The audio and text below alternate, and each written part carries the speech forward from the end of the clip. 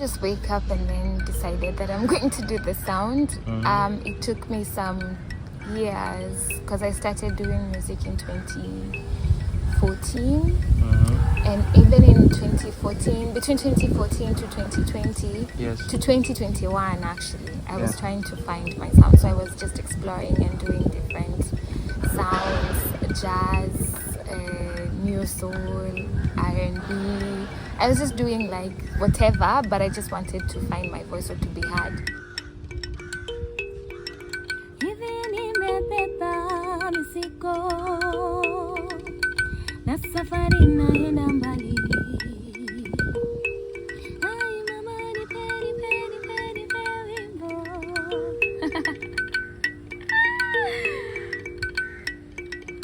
So I do African contemporary music, which is traditional or folk music, but then I blend it with some genres, popular genres.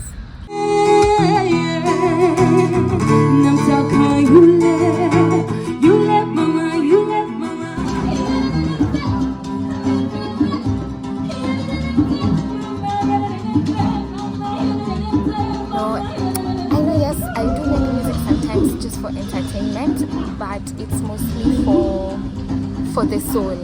For me, I want to make music that also speaks to me, because if it speaks to me, I bet it will be easy for it to speak to other people.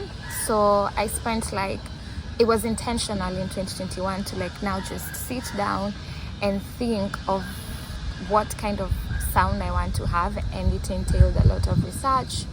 And I met Komora in 2020, so I was like, anytime I just thought of something, I could send Komora something, At some point, I was just sending links to the group, my band now, for them to listen to the kind of sound that I want to get, some inspiration that we can borrow from different cultures. Yeah, and I think that's how I got the sound.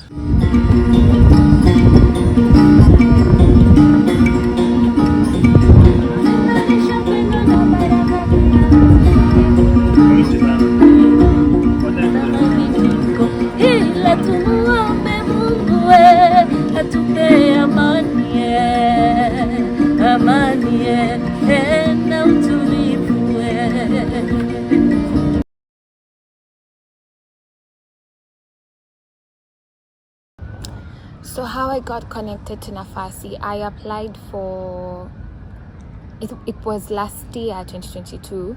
I saw a call out for application and I applied. So when I got the feedback in December, I had even forgotten what the application was about, because I think I applied for it early 2022. And then I got the feedback late 2022. I was like, oh wow, because I was asked to prepare a presentation, like what project I'd like to do here in Tanzania, but then in my head I was confused because I couldn't remember what my application entailed, because I did the application earlier. But that's how I connected to Nafasi.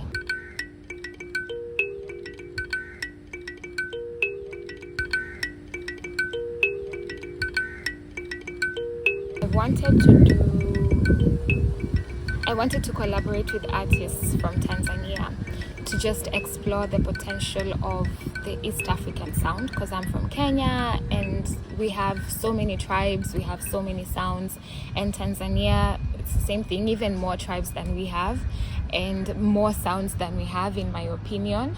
So I wanted to just explore that and create an EP that consists of 4 tracks, where I feature different creatives from Tanzania. And I also wanted to do a documentary that explores the challenges that female creatives face to break the glass ceiling.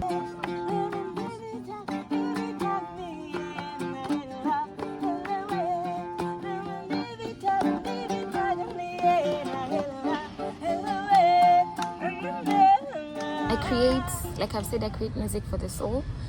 And I feel like so much of what is happening now is as a reflection of how we are as individuals.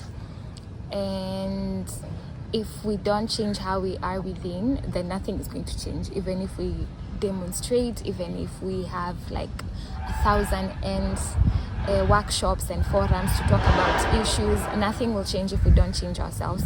So for me, it's just sparking reflections and conversations to change the human behavior or the human experience. The human behavior to change the human experience, actually.